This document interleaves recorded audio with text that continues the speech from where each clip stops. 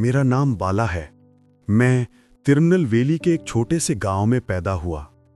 हमारा घर छोटा था, एक ही कमरे का, टिन की छत जो मानसून में कांपती थी।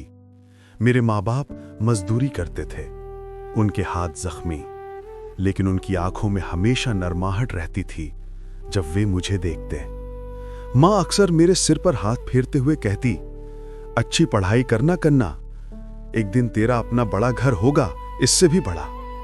वो पसीना पोंछती, साड़ी पर मिट्टी के दाग होते और मैं उन शब्दों को अपने अंदर सहेज लेता।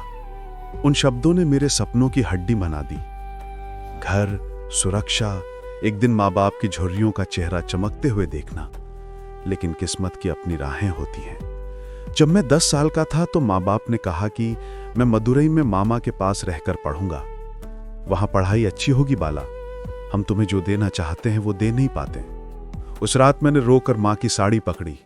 अम्मा, मुझे मत भेजो, मैं यहीं पढ़ लूंगा, वादा करता हूं। माँ ने मुझे गले लगाया और धीमे से कहा, हम तुम्हें दूर नहीं भेज रहे कन्ना, हम तुम्हें आगे भेज रहे हैं। मदुरई बड़ा और अकेला था। मामा आंटी प्यार से पर सख्ती भी रखते थे। छुट्टियां जब भी आती मैं अपने गांव आने को तरसता।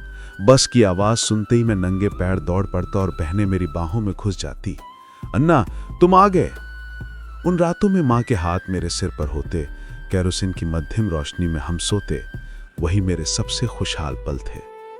लेकिन खुशियां हमारे घर ज्यादा देर ठहरती नहीं थी। साल गुजरे, मैंने पढ़ाई पूरी की और बेंगलोर में एक छोटी सी नौकरी मिल गई।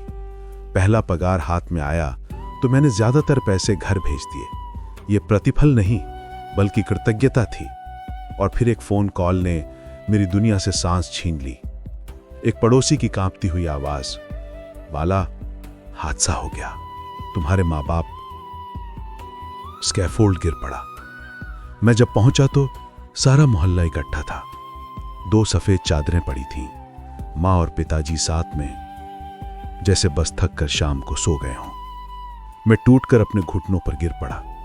मैंने उनके पास बैठकर बार बार कहा, अम्मा, अप्पा, देखो मैं आ गया हूं। पर वे सुन नहीं सकते थे। उसी रात में उनके बगल में बैठा रहा। बहनें मेरी बाहें जोर से थामे रो रही थीं। मैं उनके लिए मजबूत बनना चाहता था, पर अंदर का हर हिस्सा टूट चुका था।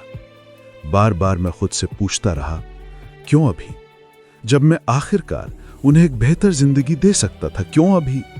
आज भी मैं सोते हुए उनकी हंसी और माँ की वही आवाज सुनता हूं जो मुझे बड़े सपने देखने को कहती थी, पर अब उन सपनों का स्वाद फीका सा लगने लगा है। एक घर क्यों मायने रखता है जब उन चेहरों के बिना वो खाली हो जाए।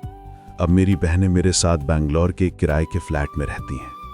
मैं उनकी देखभाल करता हूं जैसे मेरे माँ बाप ने मेरे लिए किया था। हर रात सोने से पहले मैं एक पुरानी तस्वीर देखता हूं, अम्मा अप्पा की हंसी में धूप। कभी कभी मैं धीरे से कहता हूं, अम्मा, मैंने कर दिखाया जैसे तुमने कहा था, पर तुम देख नहीं सकती। और तब मैं रो देता हूं, न सिर्फ उस खोए हुए प्यार पर बल्कि उस मौके पर जो मुझे लौट कर नहीं मिला।